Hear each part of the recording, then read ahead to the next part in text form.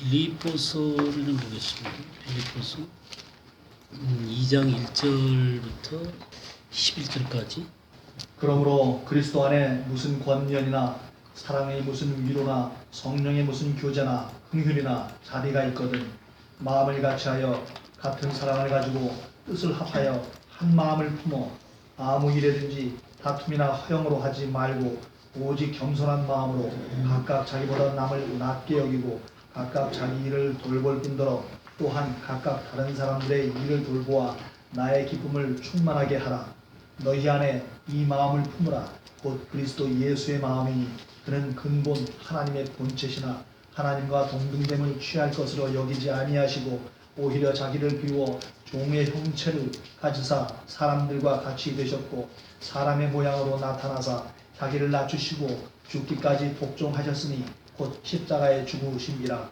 이러므로 하나님이 그를 지극히 높여 모든 이름 위에 뛰어난 이름을 주사 하늘에 있는 자들과 땅에 있는 자들과 땅 아래에 있는 자들로 모든 무릎을 예수의 이름에 꿇게 하시고 모든 입으로 예수 그리스도를 주라 시인하여 하나님 아버지께 영광을 돌리게 하셨느니라. 예.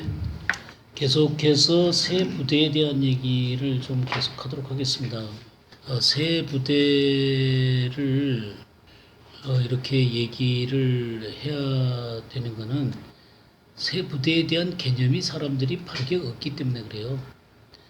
예수님 안에서 구원받는다는 의미들은 많이들 이해를 하고 있는데 그 구원받은 자들이 하나님 나라에서 어떻게 하나님을 섬기고 또 온전하게 구원받은 자로서 보존되어지게 되고 함께 연합해서 하나님 나라를 이루어가는 데 있어서는 새 부대인 이 교회의 문제가 굉장히 중요한 문제거든요. 이러한 것들에 대한 바른 개념들을 갖고 있을 때만이 온전한 신앙생활을 할 수가 있습니다. 그래서 이런 개념들을 정확하게 세우기 위해서 새 부대에 대한 말씀을 지금 계속하고 있는데 다음 주 정도까지 계속 해야 되지 않을까 생각이 듭니다. 물론 이거 한도 끝도 없습니다. 얘기를 하려면 한도 끝도 없지만 다음 주까지는 얘기를 좀 끝내보려고 지금 하고 있습니다. 2장 1절에서 이 11절 말씀 너희 안에 이 마음을 품으라 곧 그리스도 예수의 마음이니 이 유명한 기절이죠. 그죠? 정말 유명한 기절입니다. 지금 이 말씀이 이렇게 이런 말씀이 나오게 된 것은 어디서 나오게 되는 것이냐면 그리스도 예수 안에 있는 교제 가운데서 나오게 되는 것입니다. 그러니까 교회 성도들 가운데서 이 말씀이 나오게 되는 거예요. 우리는 이제 예수 그리스도를 섬길 때 개인으로 주님을 섬기는 것이 있고 몸으로 주님을 섬기는 게 있습니다. 한 사람이 이제 예수님을 믿는 것이 어둠 가운데서부터 빛으로 나오게 되는 거 아니에요? 근데 그 빛으로 나오게 되는데 이 빛으로 나오면서 구원받아서 주님을 섬기는 것 이걸 개별적으로 하는 게 아니라 어둠 가운데서부터 이 빛의 나라로 옮긴 바 되어져서 이 빛의 나라에 함께 무리를 이루게 된 하나님의 사람들하고 같이 섬기는 것이죠. 그걸 몸으로 섬기는 것입니다. 그러니까 우리는 몸으로 섬기는 것을 이제 배워야만 합니다. 근데 이 몸으로 섬긴다는 것이 우리들 가운데 많은 선입견들이 있어요.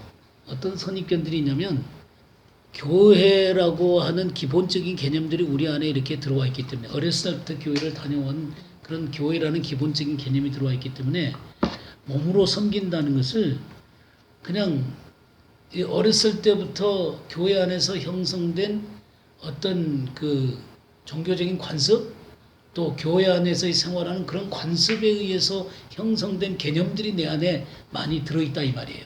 근데 그런 개념들이 정말 성경에서 말하고 있는 몸으로 하나님 앞에 경배하고 예배드리는 것 그리고 주님을 섬기는 것의 의미와 관련해서 이렇게 잘 분별이 되어져서 합당하지 않는 것들은 이렇게 버려지고 진정으로 하나님 앞에 합당한 모습으로 섬길 수 있는 정말 몸으로 섬길 수 있는 그러한 일들이 있어야만 하는 것이죠. 자, 이 본문 말씀에도 보게 되면 1절부터 보게 되면 그러므로 그리스도 안에 무슨 권면이나 사랑의 무슨 위로나 성령의 무슨 교제나 긍휼이나 자비가 있거든. 그러니까 그리스도 안에 권면, 사랑의 무슨 위로, 이 사랑은 물론 하나님의 사랑이겠죠, 그죠? 성령의 무슨 교제, 그러니까 교제라는 것도 성령에 근거해서 교제를 해야 된다라고 하는 것이죠. 성령의 인도함을 받는 교제가 되어야 된다는 것이죠. 긍휼이나 자비가 있거든. 그러니까 이런 여러 가지 것들, 권면도 있고 또 위로도 있고 또 교제도 있고 또 이 긍휼도 있고 자비도 있고 하는 이런 여러 가지 것들은 어디서 이루어지게 되는 거냐면 관계 속에서 이루어지게 되는 거단 말이에요. 그러니까 이 관계라고 하는 것은 그리스도 예수 안에 있는 몸 안에서 이루어지는 이런 관계 속에서 이런 것들이 이루어지게 되는 것입니다. 근데 이 빌립보서에 보게 되면 이 관계들을 표현하는 단어 가운데 아주 독특한 단어가 있어요. 이 빌립보서에서만 나타난 이 단어인데요. 4절 말씀을 좀 볼까요? 1장 4절. 간구할 때마다 너희 무리를 위하여 기쁨으로 항상 간구하며. 예, 간구할 때마다 너희 무리라는 표현입니다. 너희 무리. 그러니까 이 너희 무리라고 하는 것은 이 빌립보 도시 안에 있는 같이 모여진 무리들을 얘기하는 거예요. 그리스도 예수를 믿는 사람들이 함께 무리를 이루었다라는 의미죠. 이 말씀이 7절에도 읽어주세요. 내가 너희 무리를 위하여 이와 같이 생각하는 것이 마땅하니 이는 너희가 내 마음에 있음이며 나의 매임과 복음을 변명함과 확정함에 너희가 다 나와 함께 은혜에 참여한 자가 되니라. 네, 너희 무리라 그랬어요. 너희 무리를 위하여 이와 같이 생각하는 것이 마땅한데 그냥 그 무리가 마음에 있고 또 복음과에 관련해서 이들이 함께 연결되어져 있는 자들인 것들을 보게 되죠. 이렇게 그 빌립보의 복음을 깨닫고 복음을 위해서 일하고 있는, 복음을 위해서 함께 일하고 있는 하나님의 사람들의 이 공동체, 이걸 너희 무리라고 불렀다 이 말이에요. 그러니까 빌립보 교회를 얘기하는 거예요. 8절도 읽어주시기 바랍니다. 내가 예수 그리스도의 심장으로 너희 무리를 어떻게 사모하는지 하나님이 내 증인이시라. 예, 바울이 너희 무리를 내가 사랑한다 그럴 때 이 너희 무리는 누구를 얘기하는 거예요? 예, 빌립보의 성도들을 얘기하는 거예요. 그들이 함께 이 무리를 이루어서 주님을 섬기는 이 사람들에 대해서 바울 사도가 내가 정말 니네 이 빌립보 성도들 너희 무리들을 정말 사모한다. 이 무리라는 말을 썼어요. 그 다음에 25절도 한번 읽어주세요. 내가 살 것과 너희 믿음의 진보와 기쁨을 위하여 너희 무리와 함께 거할 이것을 확실히 아노니. 예, 이 무리들이 함께 믿음의 진보를 이루고 함께 기쁨을 누리는 이러한 것들이 있다라고 하는 사실들 또한 얘기하고 있죠. 그죠? 17절도 읽어주세요. 2장 17절. 만일 너희 믿음의 재물과 봉사 위에 내가 나를 관제로 드릴지라도 나는 기뻐하고 너희 무리와 함께 기뻐하리니. 예, 너희 무리. 이 빌립보 교회 성도들의 이 무리를 위해서 자기가 바울 사도가 목숨을 전제로 내어 드린다 하더라도 나 기뻐하겠다. 이 빌립보 성도들의 무리를 지금 너무너무 사랑하고 있는 거잖아요. 그죠? 그 다음에 2장 26절도 읽어주세요. 그가 너희 무리를 간절히 사모하고 자기 병든 것을 너희가 들은 줄을 알고 심히 근심한지라. 네. 그러니까 에바브로 디도가 그 빌립보 성도들 가운데서 나와가지고 바울에게 헌금을 가지고 이 로마 옥중까지 찾아온 거거든요. 근데 그 아팠어요. 아프고 또 그러니까 그 이 빌립보 성도들의 그 무리가 자기의 얘기를 듣고 심히 근심하고 있다는 사실을 들은 줄 알고 심히 근심했다. 그러니까 빌립보 성도들이 걱정하고 있는 줄 알고 굉장히 근심하고 있는, 서로 간에 근심하고 있는 그런 모습을 보게 되죠. 그러니까 이 에바브로 디도를 이 너희 무리, 그러니까 빌립보 교회 성도들의 무리들이 함께 이 바울을 위해서 에바브로 디도를 이렇게 보내서 헌금을 가지고 가도록 그렇게 얘기를 한 것이죠. 그러니까 그러면서 이 너희 무리와 바울 사도와의 관계, 또 너희 무리 속에서 이 헌금을 들고 갔던 에바브로 디도, 이런 관계들이 이 무리 가운데서 이루어지는 것을 보게 돼요. 이거는 굉장히 아름다운 모습이죠. 자, 그럼 우리가 빌립보 교회가 형성될 때 바울 사도가 아시아 방향으로 이렇게 방향을 들고 복음을 전하러 가려고 했잖아요. 그러니까 마게도냐 완성 하나가 우리를 와서 도와달라. 그래가지고 간 게 어디냐면 바로 빌립보예요. 그리고 빌립보의 이 강가에 가서 기도하는 여자들에게 말씀을 전하게 되죠. 그렇게 여자들에게 말씀을 전했을 때 누가 들었어요? 루디아가 들었죠. 예, 루디아가 들었어요. 루디아가 복음을 딱 듣고 나서 무슨 얘기를 하냐면 나를 주 믿는 자로 알거든 우리 집에 와서 유하라. 그러니까 그 속에 복음이 들어가니까 완전히 변화가 일어나게 되고 이 복음을 전하는 그들을 영접해가지고 자기네 교회 집에 모이면서 모셔갖고 그 집안에서부터 교회가 이제 형성이 되어지게 되는 거예요. 자, 그럴 뿐만 아니라 사도행전 16장을 보게 되면 저 많은 여자애가 귀신 들린 여자애를 귀신을 내쫓아주잖아요. 그가 이 일로 말미암아 굉장히 그 문제가 생겨가지고 감옥 가운데 들어가게 되잖아요. 감옥 가운데 들어가서 얻어맞고 그러고 있는데 하나님의 영이 임해서 그냥 막 착고가 풀려지고 그러면서 간수가 막 죽으려니까 죽지 마라. 그렇게 하면서 이제 간수 집에 이렇게 초대돼가지고 하나님의 말씀을 전하게 됩니다. 그 31절에서 34절 한번 읽어보시겠습니까? 이르되 주 예수를 믿으라. 그리하면 너와 내 집이 구원을 받으리라 하고 주의 말씀을 그 사람과 그 집에 있는 모든 사람에게 전하더라. 그 밤 그 시각에 간수가 그들을 데려다가 그 맞은 자리를 씻어주고 자기와 그 온 가족이 다 세례를 받은 후 그들을 데리고 자기 집에 올라가서 음식을 차려주고 그와 온 집안이 하나님을 믿음으로 크게 기뻐합니다. 예, 이렇게 이 간수 집안의 복음이 전가하고 그들이 예수님을 믿고 그날 세례를 받는 놀라운 역사들이 일어나게 된 것이죠. 그러니까 이게 무리들 가운데 들어간 거예요. 그러니까 이 루디아 또 귀신 들린 여자가 고침을 받게 되고 또 이 간수의 집안 사람들이 이렇게 무리를 이루게 되는 거예요. 이게 빌립보 교회 성도들이에요. 그래갖고 떠나게 될 때 40절도 읽어주세요. 두 사람이 옥에서 나와 루디아의 집에 들어가서 형제들을 만나보고 위로하고 가니라. 네, 그 형제들을 만나보고 이 무리들을 만나보고 위로하고 이게 떠나게 되는 그런 장면을 우리 볼 수 있잖아요, 그죠? 자, 그럼 빌립보서에 다시 돌아오게 되면 아까 에바브로디도 얘기를 했었죠. 에바브로디도 이 멤버들 가운데 하나인 것이죠. 이 무리의 멤버들 가운데 하나인 거예요. 그 다음에 4장 1절에서 3절까지 읽어주시겠어요? 그러므로 나의 사랑하고 사모하는 형제들, 나의 기쁨이요 멸류관인 사랑하는 자들아, 이와 같이 주 안에 서라.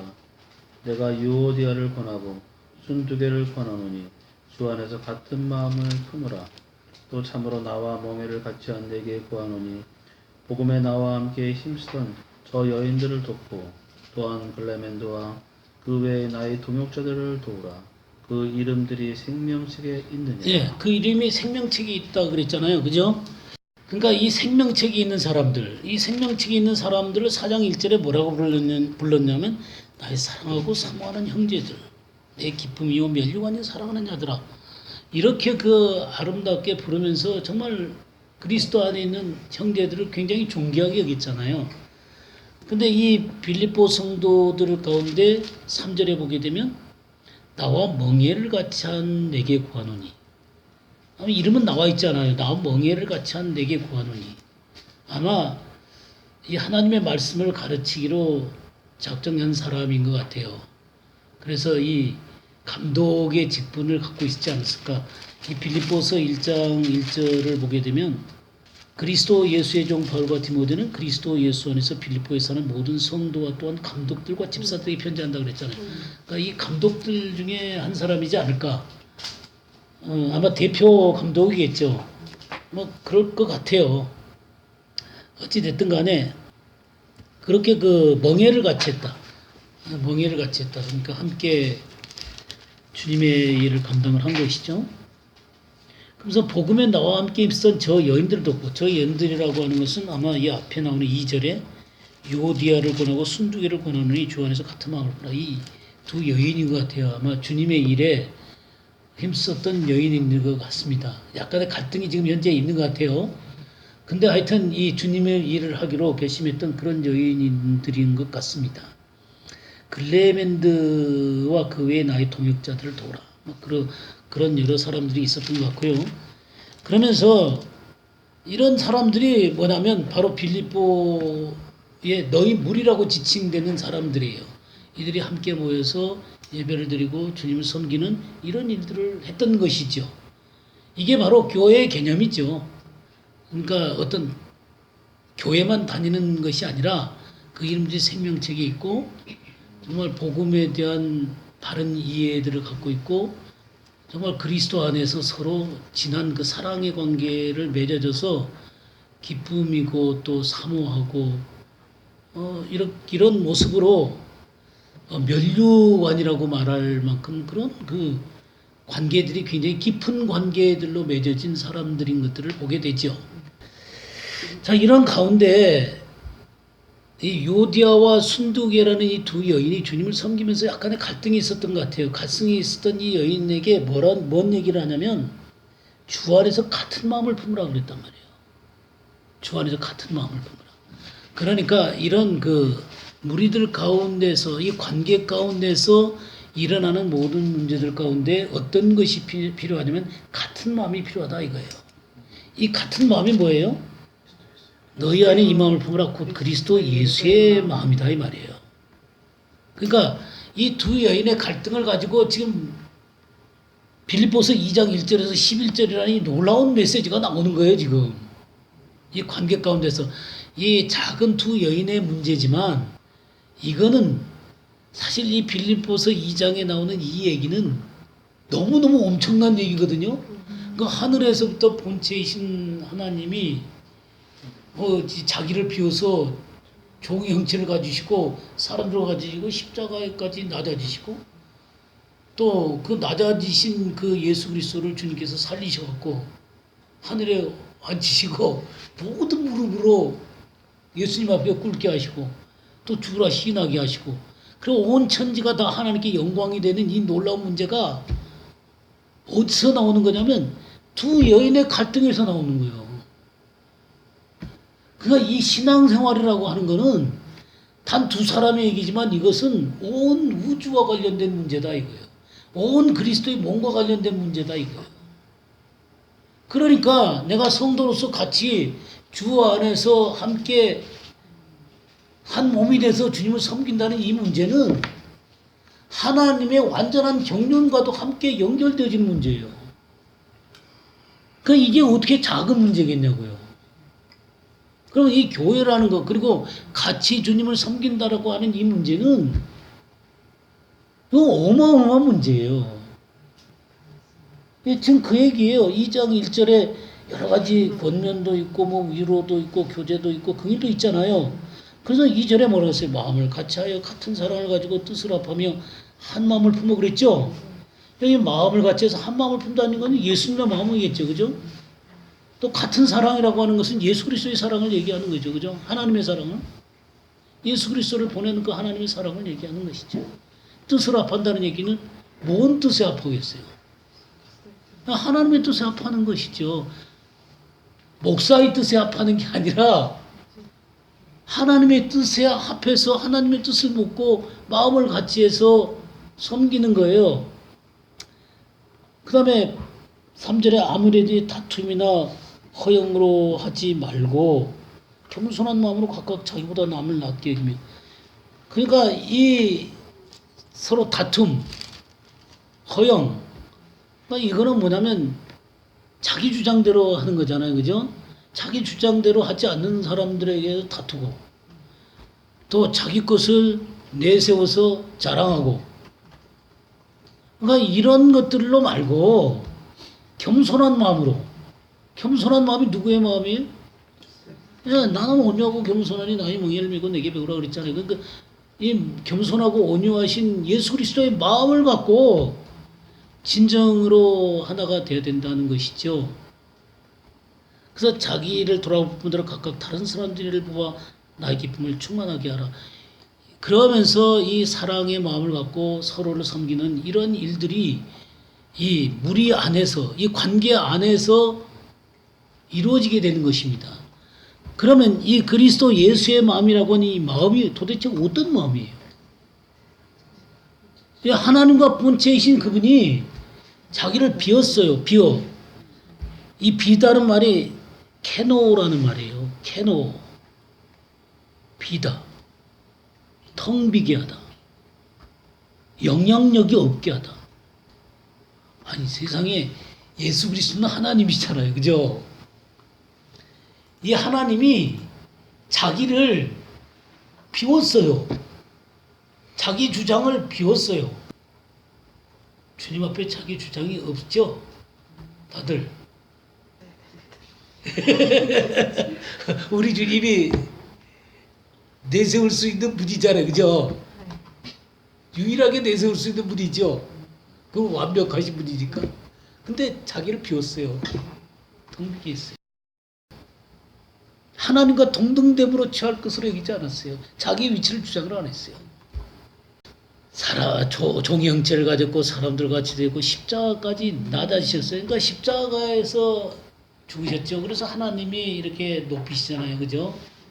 높이셔서 보좌까지 높이시고 모든 무릎을 꿇게 하시는 그런 놀라운 모습을 보게 되는데, 바로 그리스도 안에서 몸으로 섬긴다는 것은 이 자세를 갖고 섬기는 거예요. 자기를 비우는 거예요. 그리고 주님과 함께 죽는 것입니다. 주님 안에서 새롭게 되어진 존재가 돼가지고 하나님의 거룩한 성령의 능력과 하나님이 주신 종기를 갖고 서로를 대하는 거예요. 그러니까 나보다 낫게 여길 수가 있는 거예요. 이게 그리스도의 몸의 핵심이에요. 이거를 이해하지 못한 채로 내가 교회 생활을 하는 것은 뭐냐면 본질이 없는 거예요. 너무 쉽게 사람들이 교회에 속한 무리라고 생각해요. 이 교회에 속한 무리라고 너무 쉽게 생각해요. 그러면서 자기 의의를 여전히 갖고 있고, 자기의 생각을 여전히 갖고 있고, 자기 가치관을 여전히 갖고 있고, 거기다 또 세상 철학을 갖고 와서 또 주장을 하면서 교회 안에서 자기 주장대로 살아가고 있다 이거예요. 그럼 이게 지금 빌립보 성도들한테 너희 무리를 생각할 때 내 정말 그리스도의 마음을 갖고 너희를 사모한다, 그런 무리겠냐고요. 네, 이 마음을 갖고 정말 한 몸으로 주님을 섬기고 있는 그런 무리들이겠죠. 그죠? 그렇다고 해서 완전 무결해져 갖고 흠도 티도 없어 갖고 그런 거 아니죠. 아까 요디하고 순두개 보면 여전히 갈등도 있잖아요. 그렇지만 이들에게 무슨 마음을 품으라고요? 그리스도 예수의 마음을 품으라고만 얘기죠. 그런 얘기죠. 그러니까 이 교제 안에 놓여 있는 가장 근간이 되는 본질은 뭐냐면 예수 그리스도의 마음이에요. 이게 생명이라고요. 이것 없이 교회 안에서 신앙생활 한다는 얘기는 그냥 세상에서 어떤 클럽에 모인다거나 세상 활동을 하는 것에 모인다거나 다를 게 아무것도 없어요. 다를 게 아무것도 없어요. 그거가 근본적으로 다른 것은 뭐냐면 그리스도 예수의 마음이라는 이 본질을 품고 관계를 하기 때문이에요. 바로 십자가에서 죽고 부활해서 정말 거기에 동참되어진 자들이 때때로 부족하기도 하고 제한된 어떤 능력들을 갖고 있고 그런 것이 있음에도 불구하고 그 마음을 갖고 서로 섬기는 거예요. 우리 고린도전서를 한번 볼까요? 고린도전서 1장 22절에서 24절 한번 보겠습니다. 하나님의 지혜에 있어서는 이 세상이 자기 지혜로 하나님을 알지 못하므로 하나님께서 전도에 미련한 것으로 믿는 자들을 구원하시기를 기뻐하셨도다. 유대인은 표적을 구하고 헬라인은 지혜를 찾으나 우리는 십자가에 못 박힌 그리스도를 전하는 유대인에게는 가리키는 것이요 이방인에게는 미련한 것이로되 오직 부르심 받은 자들에게는 유대인이나 헬라인이나 그리스도는 하나님의 능력이요 하나님의 지혜입니다. 예. 여기에 이 믿는 자들에게 지혜는 뭐예요? 십자가에 못 박힌 그리스도단 말이에요. 이 십자가에 못 박힌 그리스도가 근원이에요. 그것이 24절에는 하나님의 능력이요 하나님의 지혜다 그랬잖아요. 그죠? 근데 22절에 보니까 유대인은 표적을 구하고 헬라는 지혜를 찾아요.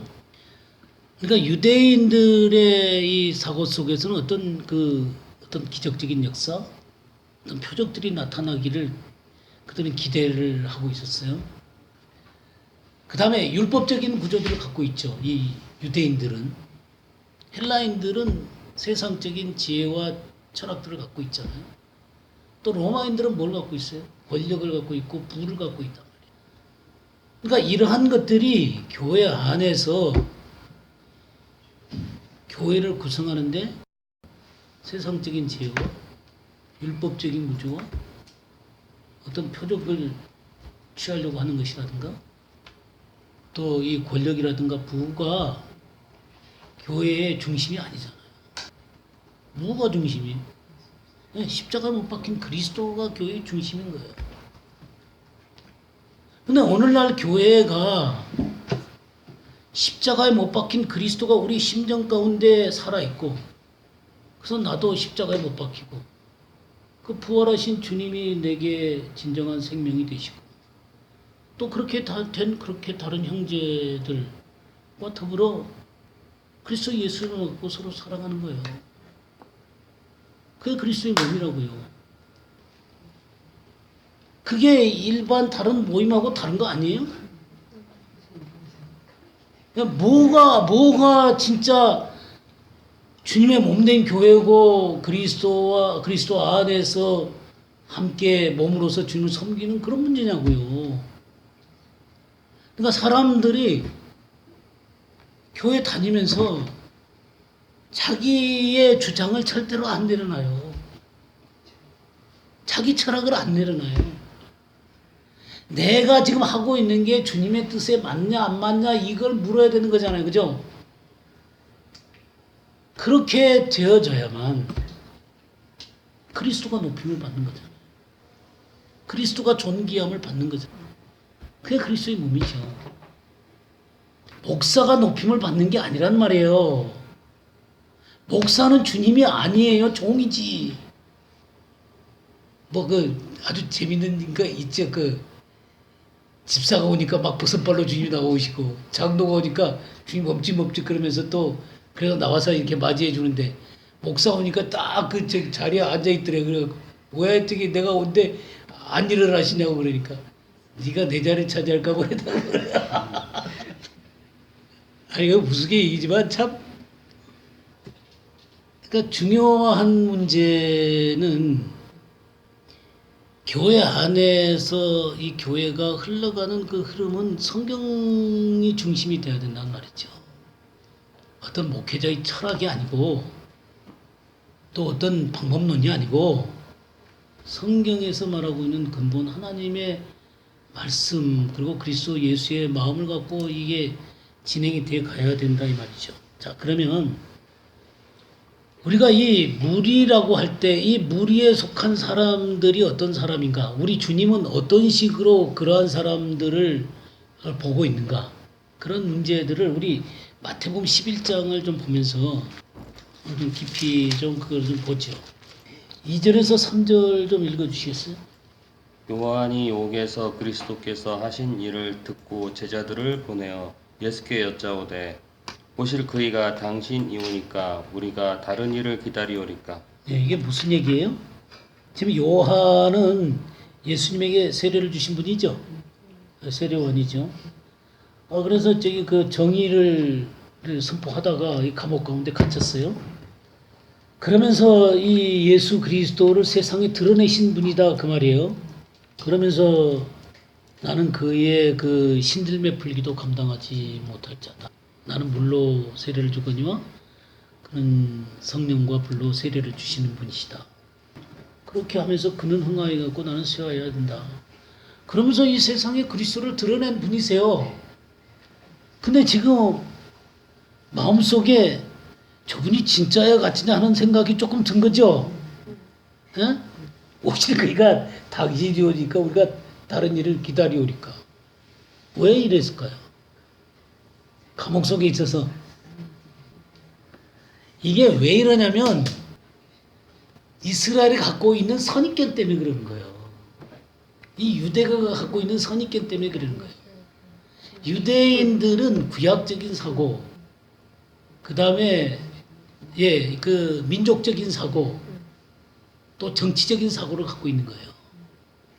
그러니까 이것이 그 메시아에 대한 생각도 이 민족을 가장 위대하게 세우시고 또 로마에서부터 자유케 하고 그러면서 세상에 평화도 주지만 이스라엘을 가장 위대하게 세울 그런 어떤 정치적인 메시아를 이렇게 기대를 하고 있었던 거죠.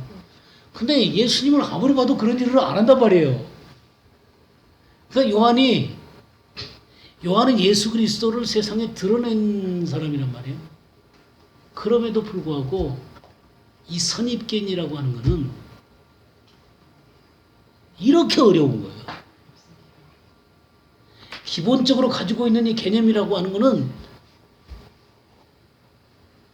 그 종교적인 행습으로 습득된 지식은요, 정말 무서워요. 이건 깨지기가 너무너무 어렵습니다. 그냥 어렸을 때부터 그냥 딱 새겨져 있는 거예요. 제가 얼마나 이런 게 어렵냐면 제가 사역자잖아요. 이스라엘 가서 아무 일도 안 하고 있으니까 그냥 예배만 드리고 있으니까 미치겠더라고요. 꼭 내가 바보가 된 것 같아요. 하나님 앞에 기도를 드리고 예배를 드리고 있으면서도 거의 1년 동안은 꼭 내가 바보 같아. 저는 뭘 못 배운 거냐면 하나님과의 관계 가운데서 하나님을 누리는 법을 못 배우고 그냥 주님의 일을 해야만 사역자고 주님의 사람으로 생각한 거예요. 근데 우리가 제일 귀하게 배워야 되는 건 뭐냐면 사역보다도 주님에 대한 경배를 배워야 되는 거거든요. 그 주님을 경배하고 주님 안에서 누릴 때 주님이 하라고 하는 일만 하면 되는 거거든요. 근데 사람들이 너무너무 바쁘게 움직이고 있으니까 내가 바쁘게 안 움직이면 난 꼭 버려진 사람 같아. 하나님도 나를 버린 것 같아. 내가 일하기 때문에 하나님 나 사랑한 거야? 예수 그리스도 때문에 나 사랑하신 거예요. 그리고 그 사랑 안에서 내가 깊이 하나님 아버지를 누리는 사람이 돼야 되죠. 그리고 경배하는 사람이 돼야 되죠. 그냥 못 배운 거예요. 그러니까 이 습성이 너무너무 깊이 들어와 있어갖고는 내가 주님 안에서 꼭 바보가 된 느낌이 들으니까. 그러니까 이런 습성들이 우리 안에 이렇게 내재가 되어 있는 것이죠. 그래서 교회 안에서 와서 열심히 일하고 입하고 뜨는 거. 성도들끼리 그냥 뭐 누가 어쩌고 그냥 그 수많은 얘기, 그게 교제야, 교제. 이게 그냥 습성화되어 있어요. 하나님의 말씀 가운데 서로 돌아다보고 하나님 말씀 속에서 내가 주님 안에서 이런 은혜를 받았고 이렇게 주님 안에서 내가 성장하고 있다는 얘기를 하면은 이상한 사람이 되는 거야. 교제라는 게 너무 천박스럽고 세상하고 똑같아요. 자기 아들 잘난 거 뭐가 그리스도 안에서의 교제예요. 아니 물론 교제라 그래가지고 서로 간에 삶에서 일어나는 문제들을 나눌 수 있죠. 당연히 나눌 수 있는데 그 이면 가운데 그 모든 것이 정말 하나님께 영광이 되면서 하나님의 놀라운 사랑에 감격해서 그런 것들이 하나하나 나와야 되는 거잖아요. 근데 그게 내 자랑이고 내 남편 자랑이고 내 돈 많은 거 자랑하는 거고 뭐예요? 내가 하나도 꺾이지가 않아. 그러니까 이런 습성들이 종교적인 습성들이 선입견으로 딱 자리 잡아가지고 하나님 안에서 진리를 갖고 주님을 섬기는 일들이 일어나야 되는데 이런 것들에 의해서 그냥 신앙생활이 되는 거예요. 자기도 모르게 이런 선입견이 세워져 있는 거예요. 그러니까 이 요한이 유대교라는 이 바탕 가운데서 일어난 사람 아니에요. 그러니까 예수님이 하시는 것을 보니까 이 유대교가 그렇게 간절히 바라는 메시아의 모습하고는 일치하지 않는다는 말이에요. 그러니까 갈등이 일어나는 거예요. 그러니까 오실 그분이 당신이십니까? 아니면 다른 분을 기다려야 되는 겁니까? 요한한테 주님이 뭐라고 대답해요? 4절에서 6절 한번 읽어주세요. 예수께서 대답하여 이르시되 너희가 가서 듣고 보는 것을 요한에게 알리되 맹인이 보며 못 걷는 사람이 걸으며 나병 환자가 깨끗함을 받으며 못 듣는 자가 들으며 죽은 자가 살아나며 가난한 자에게 복음이 전파된다 하라. 누구든지 나로 말미암아 실족하지 아니하는 자는 복이 있도다 하시니라. 네, 예수님께서 대답한 게 뭐예요? 여기에 맹인이 본다. 하나님 앞에 눈이 열리는 거예요. 단순히 뭐 저기 그 진짜 이게 그 소경됐던 사람이 눈을 뜨는 것도 있겠지만 영적인 눈이 뜨이는 거죠, 그죠? 하나님의 세계가 보여야죠. 또 못 걷는 사람이 걸으며 절름발이가 걷는 것이 하나님 나라의 중요한 개념이라는 거 우리 배웠었죠? 이 절름발이가 이 남은 자로서의 그 하나님 안에 서 있는 자들이라는 거 우리가 이미 성경 가운데서 배웠잖아요. 미가서 같은데 나병 환자가 깨끗함을 받는 저주받은 병이 낫는 거예요. 그러니까 인간으로서는 도저히 손 못 댈 수 있는 이 나병과 같은 이 죄의 문제가 해결이 되어지는 것이죠. 못 듣는 자가 들으면 듣는 자는 살아나는 거잖아요. 하나님의 말씀을 듣는 자는 살아나요. 죽은 자가 살아나며 그러니까 부활의 생명이 필요하다는 거죠. 부활의 생명이 필요하다는 거예요. 가난한 자들에게 복음이 전파된다. 이 가난한 자, 어린아이, 작은 자 이런 것들은 하나님 나라의 개념이라고요. 그들에게 하나님 나라의 복음이 증거되는 거예요. 그래서 하나님의 통치가 이루어지는 이 생명의 나라에 대해서 생명과 자유가 있는 이 하나님의 나라에 대해서 주님이 선포를 하는 거예요. 그러니까 유대인들의 그런 관점이 아니라 하나님이 원하시는 진정한 하나님 나라의 개념을 요한한테 가서 얘기를 해주는 거예요. 그렇게 하고 계시다. 나로 인해서 실족하지 않은 자는 복이 있다. 그러니까 요한에게 무슨 얘기를 한 거예요? 나는 진짜 메시아다라는 얘기를 한 거예요. 메시아다. 자, 그러면서 7절에서 14절을 한번 읽어주세요. 그들이 떠나매 예수께서 우리에게 요한에 대하여 말씀하시되 너희가 무엇을 보려고 광야에 나갔더냐 바람에 흔들리는 갈대냐 그러면 너희가 무엇을 보려고 나갔더냐 부드러운 옷 입은 사람이냐 부드러운 옷을 입은 사람들은 왕궁에 있느니라 그러면 너희가 어찌하여 나갔더냐 선지자를 보기 위함이었더냐 옳다 내가 너희에게 이르노니 선지자보다 더 나은 자니라 기록된 바 보라 내가 내 사자를 내 앞에 보내노니 그가 내 길을 내 앞에 준비하리라 하신 것이 이 사람에 대한 말씀이니라. 내가 진실로 너에게 말하노니 여자가 낳은 자 중에 세례 요한보다 큰 이가 일어남이 없도다. 그러나 천국에서는 극히 작은 자라도 그보다 크니라. 세례 요한의 때부터 지금까지 천국은 침노를 당하나니 침노하는 자는 빼앗느니라. 모든 선지자와 율법이 예언한 것은 요한까지니 만일 너희가 즐겨 받을진대 오리라 한 엘리야가 곧 이 사람입니다. 예.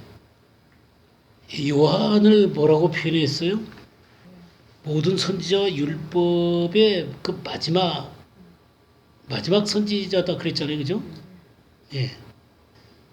근데 여기에 천국에서는 지금 극히 작은 자라도 그보다 크다 그랬죠. 이런 표현들이 어떤 표현이죠? 이 엘리야 말라기서에 나오죠. 말라기서 한번 볼까요? 말라기서 3장을 한번 볼까요?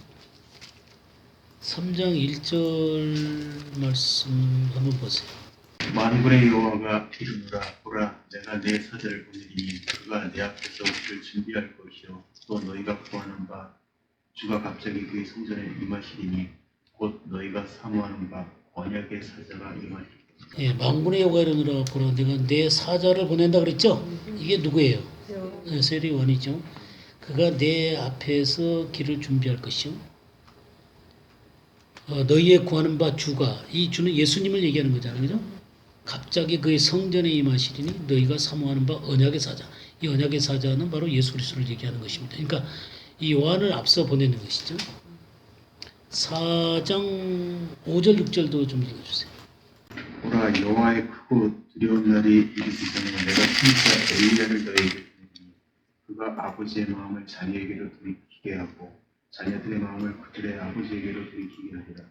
돌이키지 아니하면 두렵건대 내가 와서 저주로 그 땅을 칠까 하노라 하시니. 예, 여기에 그 엘리야를 너에게 보낸다 그랬죠. 주님이 오시기 전에 이제 엘리야를 보낸다라는 그런 그 주님께서도 엘리야다라고 얘기했잖아요, 그죠? 네.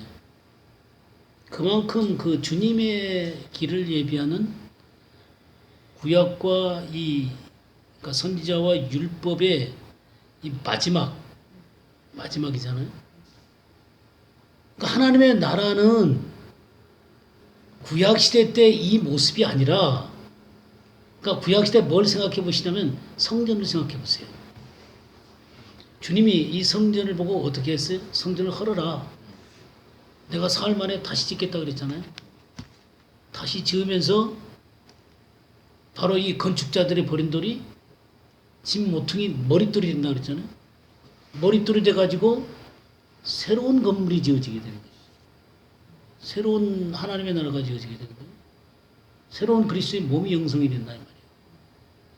그러니까 요한은 구약을 마무리 지으면서 예수 그리스도를 드러내고 새로운 하나님의 나라를 드러내면서 사라지는 거예요. 그는 여인이 난 자 중에서 가장 큰 자다 그랬어요.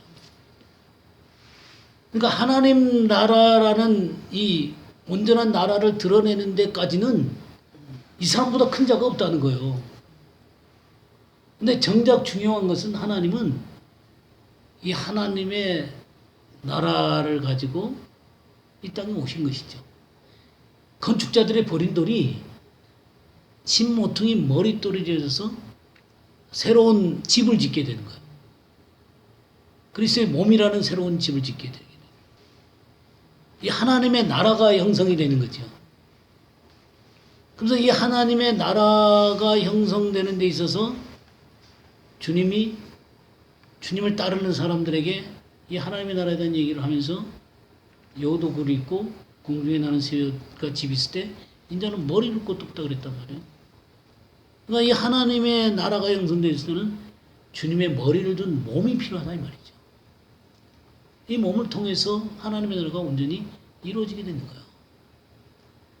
그러면 이 몸을 형성하고 또 이 하나님의 나라를 형성해가는 이 일들을 할 때 여기에 천국에서는 지극히 작은 자 그랬죠. 그보다 크다. 이 지극히 작은 자가 누구냐? 하나님 나라에 들어온 한 사람이란 말이에요. 여기 이 사람은 뭐냐면 13절에 보니까 모든 선지자와 율법을 예언한 것은 요한까지니 14절 만일 너희가 즐겨받을진대. 이 하나님 나라를 즐겨받는 자들이에요. 그럼 이 하나님 나라를 즐겨받는 자들이 뭐냐면 12절에 세례 요한의 때부터 지금까지 천국은 침노를 당하나니 침노하는 자가 빼앗느니라. 그러니까 우리 주님이 오신 그때부터 이 천국에 침노하고 들어가는 자들이 있다. 이 침노라는 말이 바조예요. 침노하다. 바조. 격렬하게 임하다. 격렬하게 임하는 거예요. 격렬하게 치고 들어가는 거예요. 침입하고 들어가는 거예요. 그러면 이 천국을 소유하는 사람들, 이 하나님의 나라를 소유하는 사람들은 격렬하게 치고 들어가는 사람이에요. 그게 바로 천국에서 극히 작은 자예요. 즐겨받는 자들이라고요. 그럼 이 격렬하게 임한다. 격렬하게 임한다라는 말을 조금 더 정확하게 이해하기 위해서 마가복음 9장 43절에서 47절 한번 볼까요? 만일 내 손이 너를 범죄하게 하거든 찍어버리라. 장애인으로 영생에 들어가는 것이 두 손을 가지고 지옥 곧 꺼지지 않는 불에 들어가는 것보다 나으니라. 만일 내 발이 너를 범죄하게 하거든 찍어버리라. 발이 저는 자로 영생에 들어가는 것이 두 발을 가지고 지옥에 던져지는 것보다 나으니라. 만일 내 눈이 너를 범죄하게 하거든 빼버리라. 한 눈으로 하나님의 나라에 들어가는 것이 두 눈을 가지고 지옥에 던져지는 것보다 나으니라. 이게 격렬하게 침입하고 들어가는 거예요. 이게 장애인, 다리 저는 자, 소경, 이런 개념들을 우리가 여러 번 공부했잖아요, 그죠? 예, 하나님 나라를 받드는 개념들이라는 거 여러 번 우리 했잖아요. 이런 사람들이 하나님 나라를 소유하는 거예요. 그러니까 하나님 앞에 합당하지 않은 걸 찍어내버리는 거예요. 그게 격렬하게 임하는 거예요. 이거 다 붙잡고 이것도 붙잡고 저것도 붙잡고 이것도 붙잡고 하나님 나라에 들어와서 그럼 이 하나님 나라가 뭐가 되는 거예요? 잡탕이 되는 거예요. 잡탕이. 하나도 선명하지 않아. 교회에서 하나님 나라가 선포가 되는데 하나도 선명하지 않아. 다 자기가 하고 싶은 대로. 다시 이 마태복음 11장 돌아오시면요. 우리 15절 말씀부터 19절까지 좀 읽어주세요. 귀 있는 자는 들을지어다. 이 세대를 무엇으로 비유할꼬? 기웃건대 아이들이 장터에 앉아 제동물을 불러 가로되 우리가 너희를 향하여 피리를 불어도 너희가 춤추지 않고 우리가 애곡하여도 너희가 가슴을 치지 아니하였다 한것 같도다. 요한이 와서 먹지도 않고 마시지도 아니하며 저희가 말하기를 귀신이 들렸다 하더니 인자는 와서 먹고 마시며 말하기를 보라. 먹기를 탐하고 포도주를 즐기는 사람이요 세리와 죄인의 친구로다 하니 지혜는 그 행한 일로 인하여 옳다함을 얻느니라. 예. 지금 무슨 얘기냐면 하나님 나라의 그 기쁨과 슬픔에 참여하지 않는 사람들을 얘기하는 거예요. 피리를 분다는 것은 즐거울 때 하는 거죠, 그죠? 애곡하는 건 언제 하는 거예요? 슬플 때 하는 거예요. 그러니까 하나님의 나라가 그 속에 임하게 되면 기쁨이 있겠죠, 그죠? 하나님 나라의 기쁨이 있어요. 하나님의 나라는 먹고 마시는 것이 아니라 성령 안에서 의와 평강과 희락이라고 그랬죠? 그 기쁨이 있어요. 그 기쁨을 얘기해도 아무 관심이 없어요. 슬픔, 애곡하는 건 죄 때문에 슬퍼하고 하나님을 모르는 것 때문에 슬퍼하겠죠. 신랑을 잃어버릴 때 금식한다 그랬잖아요. 그래서 요한은 금식하고 정말 그 주님을 섬기려고 그러는 거예요. 근데 관심이 없어요. 죄에 대한 아픔도 애통도 없어요. 그럼 뭐예요? 하나님 나라의 기쁨도 하나님 나라의 슬픔도 전혀 감각할 수 없는 사람. 이 사람들이 하나님 나라의 백성이냐고요. 피를 울어도 춤추지 않고 슬피 울어도 가슴 치지 않아요. 그래서 19절에 인자는 와서 먹고 마시며 말하기를 보라. 먹기를 탐하고 포도주를 즐기는 사람이요 세리와 죄인의 친구로도 하니 지혜는 그 행한 일로 인하여 옳다함을 받느니라. 그 행한 일이라고 하면 자녀들, 일 해놓고 요 밑에 일 그랬죠. 자녀들 그랬죠. 그러니까 참다운 지혜는 그 속에서 나오는 것들로 인해서 옳다 인정을 받는데요. 지금 무슨 장면이에요? 인자가 와서 먹고 마시면서 포도주를 즐기고 세리와 죄인의 친구. 우리가 이미 누가복음 5장에서 우리 공부했었죠. 세리 마태가 예수님을 예수님에 의해서 부르심을 받고 변화가 일어나잖아요. 그러니까 자기 세리와 죄인들을 모아서 잔치가 벌어지죠. 지금 그것으로 인해서가 지금 이 공부가 지금 계속되는 거잖아요. 그죠? 새 포도주의 문제예요. 새 포도주와 새 부대에 대한 문제예요. 그러니까 한 사람이 구원받고 변화되는 것만으로 끝나는 것이 아니라 세리와 죄인들이 함께 그리스도와 앉아서 먹고 마시는 이 진정한 새 부대.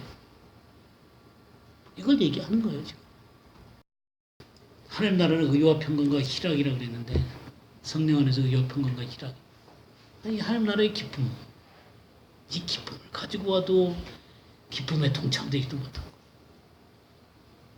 하나님 나라가 나라답지 못한 것 때문에 슬퍼하며 애통해하는 금식하는 이 사람을 보고 미쳤다 그러고 귀신 들렸다 그러고 그 슬픔 가운데 전혀 동참되지 못하고 하나님 나라가 그 가운데 없는 거죠. 주님은 그거 탄식하는 거예요. 자, 20절에서부터 24절 보겠어요.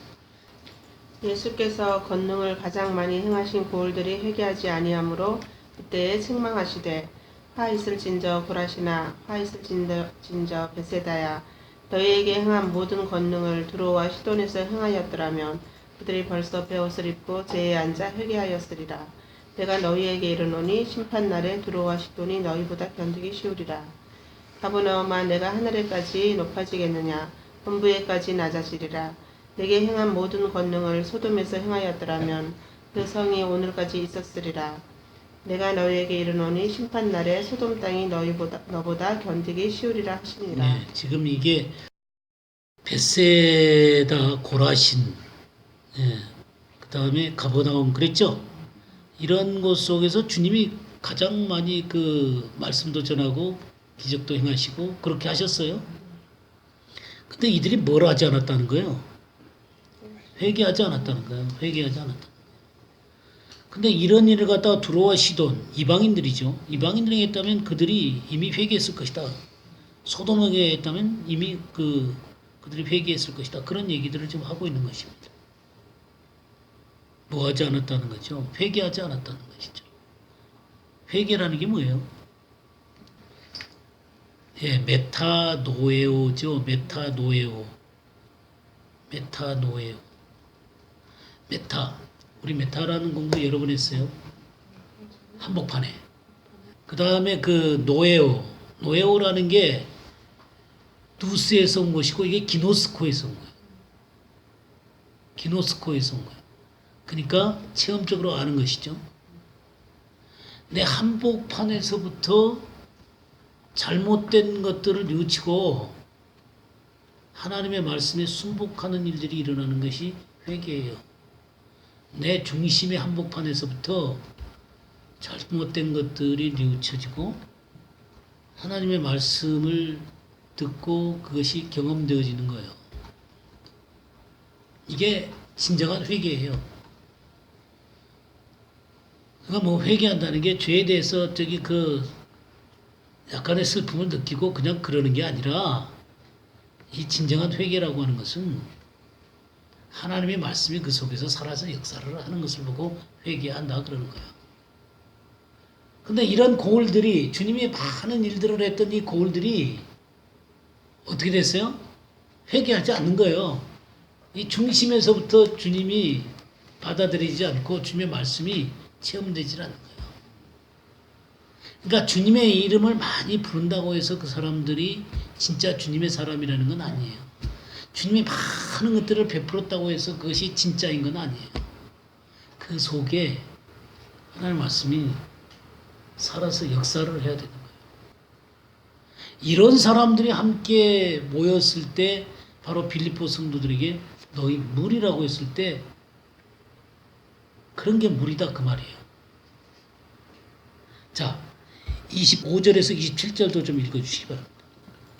그때 예수께서 대답하여 이르시되 천지의 주제이신 아버지여 이것을 지혜롭게 숨기는 자들에게는 숨기시고 어린아이들에게는 나타내심을 감사하나이다. 옳소이다. 이렇게 된 것이 아버지의 뜻입니다. 내 아버지께서 모든 것을 내게 주셨으니 아버지 외에는 아들을 아는 자가 없고 아들과 또 아들의 소원대로 계시를 받는 자 외에는 아버지를 아는 자가 없느니라. 네. 여기에 지혜롭고 슬기 있는 자가 있고요. 그들에게는 숨겨졌죠. 네, 숨겨졌어요. 어린아이들에게는 나타내심을 감사합니다. 이 어린아이가 누구냐면 11절 말씀에 천국에서는 극히 작은 자 있죠. 작은 자예요. 작은 자. 낮출 수 있는 자. 자기를 낮출 수 있는 자. 가난한 자에게 복음이 전파된다. 가난한 자. 이런 사람들에게 하나님께서는 뭐를 주냐면 27절에 뭐라고 그랬어요? 아버지 외에는 아들을 아는 자가 없고 아들과 또 아들의 소원대로 계시를 받은 자. 그러니까 그 예수님이 어떤 분이냐면 내 아버지께 모든 것을 내게 주셨다 그랬잖아요. 아버지께 모든 것을 받은 분이 예수님이란 말이에요. 그러니까 예수님을 진짜로 아는 분은 아버지시잖아요. 그죠? 그러니까 이 예수님을 진짜로 알려면 어떻게 돼요? 아버지 외에는 아들을 아는 자가 없고 아들과 또 아들의 소원대로 계시를 받은 자 외에는 아버지를 아는 자가 없느니라. 그러니까 진짜 예수 그리스도를 아는 자, 이 계시를 받은 자들이 아버지를 알게 되고 예수 그리스도를 알게 되는 것이죠. 그죠? 계시라는 말이 어떤 말이냐면 이렇게 열어 보여준다는 거예요. 이게 열어 보여주는 거예요. 감췄던 것을 이렇게 열어서 보여주는 거예요. 덮개를 이렇게 제거하는 거예요. 덮개를 제거하는 게 이 계시죠. 이 덮개가 뭐예요? 덮개. 덮개가 뭐겠어요? 흑암? 예, 흑암. 초등학문. 이 표면적인 구조. 이 육신의 구조 같은 것들이 바로 이 덮개예요. 이런 것이 덮고 있는 이상 안 보이는 거예요. 이것들이 제거가 돼야 돼. 그래 하나님을 알게 돼. 하나님의 세계가 보여지게 돼. 그러니까 이 어린 아이가 돼서 하나님이 자기 자신을 이렇게 드러내 주셔서 갖고 하나님의 세계를 보는 사람들이 바로 이 어린 아이들이에요. 침나고 들어가는 자들이라고요. 그러니까 하나님이 합당하지 않는 것들을 이렇게 끊어내고 하나님 앞에 격렬하게 예, 천국을 위해서 자기의 것들을 십자가에 못 박고 들어가는 거예요. 지금 제가 제 얘기하는 거 아니죠. 제가 지금 성경에 있는 것들을 갖다가 제가 쉽게 설명해 드리는 것 뿐이에요. 이 마태복음 11장 주님이 말씀하신 내용을 이해하기 쉽게 제가 말씀드리는 거예요. 이게 주님의 기준이에요. 그죠? 김혁수 목사의 기준이? 김혁수 목사는 이런 기준을 할 수가 없어요. 왜냐하면 제가 찔리는 부분이 많기 때문에 이런 부분은 제가 어떻게 얘기를 해요. 이 기준을 쫓아가려고 저 주님 앞에 성실하게 임하려고 애를 쓰는 사람이지 이런 기준이 완전히 나한테 다 100% 됐다. 제가 어떻게 그렇게 얘기할 수가 있겠어요. 그러나 적어도 주님 앞에 부끄럽지 않으려고 내가 할 수 있는 모든 것들을 다해서 이 말씀에 순종하려고 애를 쓰는 사람이죠. 전 정말 그렇게 주님 앞에 그러한 모습으로 서기를 원해요. 주님이 아니라는 것을 아니라 그러고 주님이 기라고 하는 것을 예스하고 그 서기 원하는 게 제 소원이에요. 이런 어린 아이들한테 열어주는 거예요. 그럼 이런 어린 아이들이 누구냐면 우리 28절부터 30절 읽어주세요. 수고하고 무거운 짐진 자들아 내게 이르노라. 내가 너희를 쉬게 하리라. 나는 마음이 온유하고 겸손하니 나의 명령을 메고 내게 배우라. 그리하면 너희 마음이 쉼을 얻으리니 내 몸에는 쉽고 내 짐과 배움이라 하시니라. 예, 수고하고 무거운 짐진 자들아 그랬죠? 수고하고 무거운 짐이 어떤 거예요? 세상에서 여러 가지 곤란하고 어려운 고난, 뭐 그것도 될 수 있겠죠. 주님이 그런 거 가지고 온 사람들에게 주님이 그 짐을 놓이게 해주시는 역할도 하시겠죠, 당연히. 근데 그것만이 아니에요. 이 수고하고 무거운 짐이라고 하는 것은 율법, 초등학문, 철학이라든가 자기 의의를 얘기하는 거예요. 이런 것들의 짐을 지고 하나님 앞에 서보려고 몸부림을 치는 사람들이에요. 주님에게 올 때 힘이 있는 거예요. 목사님 좀 번외긴 한데요. 예. 여기서 수고하고 무거운 짐 진 자들 했을 때 이제 율법이나 초등학문 뭐 이런 유대 사회에 유대인들이 짊어지고 있는 그 무거운 짐 멍에를 이제 말씀하셨는데 신명기 6장인가 어디 보니 말씀이 있다 보니까 그것을 다 지켜 행했을 때에 그것을 너희의 의로 여기신다라는 이제 그 말씀이 있거든요. 네, 그렇죠. 그 말씀 딱 읽었을 때 이것을 지키면 그것이 이제 우리는 이제 믿음으로 의롭다함을 우리 얻었는데 이 당시에 이들은 율법을 다 지켜 행하면은 그것은 너희는 의롭다 주님이 이렇게 칭해 주시겠다라고 이렇게 약속을 하셨기 때문에 그거 믿고 이들이 그렇죠. 철저하게 율법을 지키려고 이렇게 했다는 거예요. 그렇게 한 거죠. 근데 결국 못 지켰죠.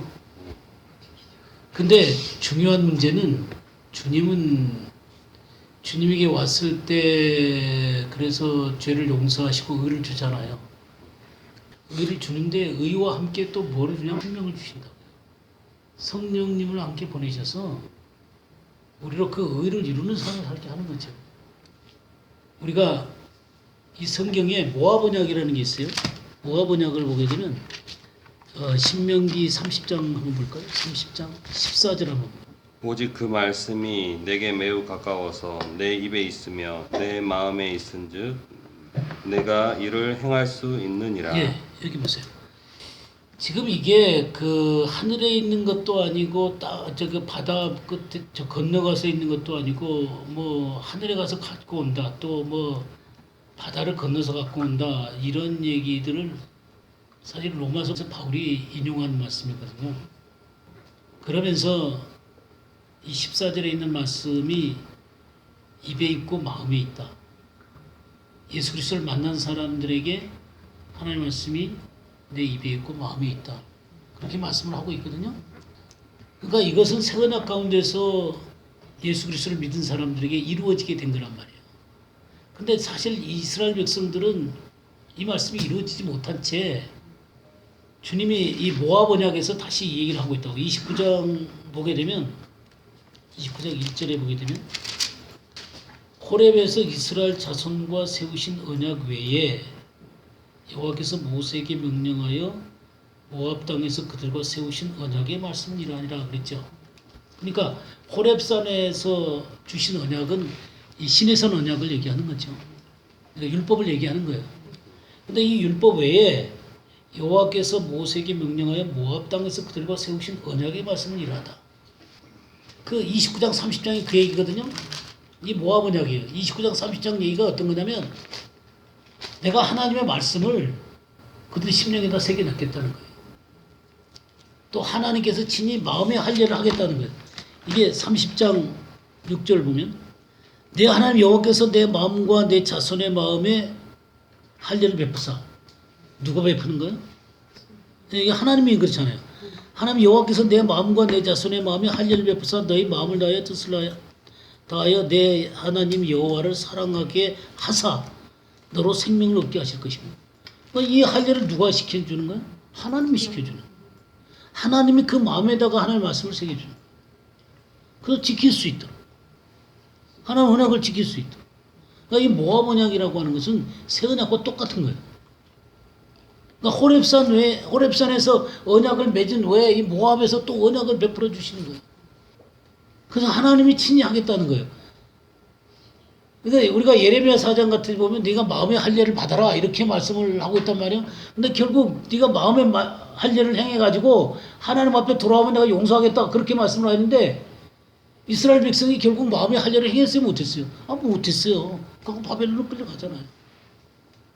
근데 하나님이 약속을 하는 거예요. 내가 니네들한테 마음의 할례를 해주겠다는 거예요. 그 하나님 말씀을 그 마음 가운데 새겨주겠다.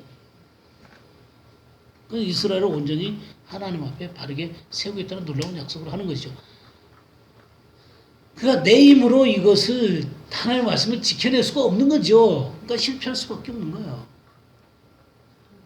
수고하고 무거운 짐진 자가 예수 그리스도 앞에 왔을 때 진정으로 힘을 얻게 되는 거예요. 안식을 얻게 되는 거예요. 이게 진짜 어린아이라는 거예요. 하나님이 계시를 주셔서 알게 하시고 천국을 소유하게 되는 자들이란 말이에요. 그래서 하나님의 말씀이 새겨지니까 주님이 뭐냐면 내 멍에를 메고 내게 배우라는 거예요. 주님을 만나게 된 이 사람에게 내 멍에를 메고 내게 배우라는 거예요. 내 멍에는 쉽고 내 짐은 가볍다 그랬죠. 그러니까 이 멍에가 뭐냐면 주님의 계명이에요. 주님의 계명. 그러니까 구원받은 이들에게 하나님의 성령을 보내시고 말씀이 그 속에 새겨져서 주의 말씀을 지킬 수 있도록 하는 거예요. 이게 바로 진정한 안식이라는 거예요. 진정한 안식이라는 게 그냥 아무것도 안 하고 뜨고 앉아있으면 되는 게 아니라 예수 그리스도가 진정한 부활의 생명이 되시고 하나님의 말씀이 그 10년 가운데 새겨져서 그 말씀이 내 속에서 이루어지는 거예요. 자, 우리 요한복음 8장 31절 32절 보겠습니다. 그러므로 예수께서 자기를 믿은 유대인들에게 이르시되 너희가 내 말에 거하면 참으로 내 제자가 되고 진리를 알지니 진리가 너희를 자유롭게 하리라. 예, 이게 누구한테 한 얘기예요? 자기를 믿은 유대인들에게. 믿는다고 하는 사람들이에요. 믿는다고 하는 사람들에게 내 말에 거하면, 거한다는 것은 주님의 계명을 지키는 걸 얘기하는 거잖아요. 그죠? 주의 말씀을 지키는 걸 얘기해요. 멍에를 메는 것을 보고 얘기하는 거예요. 내 멍에를 메고 내게 배우는, 주님한테 배우는 거예요. 그게 진정한 주님의 제자들이에요. 그럴 때 자유가 온다는 거예요. 물론 우리가 주님을 믿었을 때 죄가 용서되어지게 되고 그리스도의 생명을 얻을 때 자유를 얻잖아요. 근데 그 자유를 얻게 되고 기쁨을 얻게 되고 주님 안에서 새로운 삶이 주어지게 되잖아요. 근데 조금 있다가 도로 엉망이 돼버리잖아요. 왜 엉망이 돼요? 또 죄 짓고 그냥 세상적인 관점에서 살고 그러기 때문에 그러는 거예요. 그럼 이 사람이 진정한 자유의 길을 걸어갈 수 있는 것은 주님의 말씀 가운데 거할 때예요. 이 말씀이 그 속에 새겨지고 거룩한 성령님으로 말미암아 영과 생명이신 이 말씀이 내 성품이 되고 나를 주장하게 될 때 거기에 진정한 자유가 오는 거예요. 많은 사람들이 이걸 놓친다고요.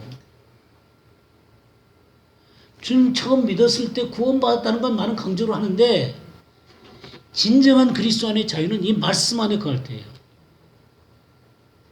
말씀이 생명이 되고 말씀이 살아 역사해서 나를 주장할 때 거기에 자유가 오는 거예요. 여기까지 이르게 될 때 굉장히 많은 갈등과 문제들이 내 삶 가운데 일어나게 돼 있어요. 주님이 나를 하나님 나라에 들어가기 전에 많은 환난을 겪어야 될 것이다 그랬잖아요. 많은 환난을 겪어야 하세요. 이런 환난을 통해서 내 육신들을 제거해 가는 거예요. 그리스도만 쳐다보도록. 그리스도의 말씀에 대한 진정한 순종을 할 수 있도록. 주님의 멍에를 메고 배울 수 있도록. 그 불시험 속에 집어넣는 거예요. 불에 내 육신이 태워지는 거예요. 불과 나무와 짚이 태워지는 거예요. 금과 은과 보석으로 집을 지을 수 있도록요. 그런 사람들이 세부대를 이룰 때 이 세부대 안에서 진정한 하나님의 말씀이 존귀함을 받게 되고 우리 주님이 존귀함을 받게 되는 거예요. 그리고 상대방을 바라볼 때 나보다 더 낮게 여길 수가 있게 되는 거예요. 내 눈이 아니라 주님의 눈이고 주님의 사랑과 주님의 마음을 갖고 형제들을 바라보기 때문에 몸 안에서 교제가 일어나게 되는 거예요. 고린도전서 1장을 보게 되면요. 고린도 교회를 향해서 1장 9절 말씀 한번 볼까요? 1장 9절. 너희를 불러 그의 아들 예수 그리스도 우리 주와 더불어 교제하게 하시는 하나님을 이쁘시다. 예. 여기 우리 주와 더불어 교제하게 하시는 하나님 이쁘시도다 이렇게 표현되어 있죠. 이게 코이노니아 에이스예요. 코이노니아 에이스. 그러니까 그 교제를 향해서 내가 부르심을 받았다는 거예요. 왜 이 표현을 쓰냐면 아직 이 고린도 교회는 굉장히 많은 것들을 가지고 있었음에도 불구하고 진정한 교제에 이르고 있지 못하기 때문에 그러는 거예요. 근데 이 똑같은 코이노니아를 쓰는데요. 요한 1서를 한번 볼까요? 1장 3절 보겠어요. 우리가 보고 들은 바를 너희에게 전하면 너희가 우리와 사귐이 있게 하리라 하니 우리의 사귐은 아버지와 그의 아들 예수 그리스도와 더불어 누립니다. 예, 여기 아버지와 그의 아들 예수 그리스도와 더불어 누림이다 그랬죠. 어떻게 되냐면 메타, 코이노니아, 에코예요. 그러니까 한복판에서 코이노니아, 에코는 뭐냐면 소유하다. 그러니까 이 고린도전서 1장에서 내용 코이노니아, 에이스하고 완전히 다른 거예요. 그 한복판에서 이 교제를 소유하고 있다는 거예요. 이게 누리는 거예요. 그 고린도 교회는 많은 문제가 있을 수밖에 없어요. 진정한 교제가 없는 거예요. 생명의 교제가 없는 거예요.